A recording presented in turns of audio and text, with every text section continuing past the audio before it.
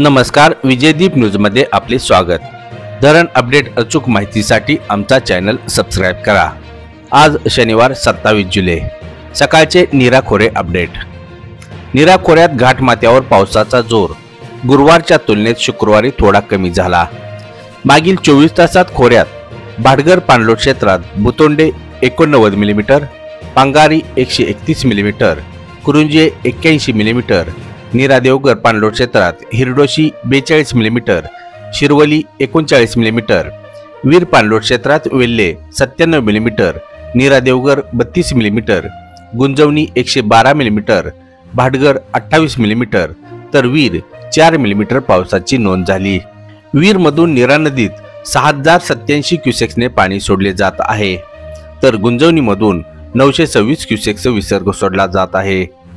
खोऱ्यातील भाटघर, गुंजवणी, नीरा देवघर व वीर धरणात शुक्रवार 26 जुलै सकाळी 6 ते आज शनिवार 27 जुलै सकाळी 6 या 24 तासात 2.54 टीएमसी पाणी जमा झाले। नीरा खोऱ्यातील धरणात शनिवार 27 जुलै सकाळी 6 वाजेपर्यंत एकूण उपयुक्त पाणीसाठा 38.96 टीएमसी तर सरासरी धरण टक्केवारी 80.62% झाली।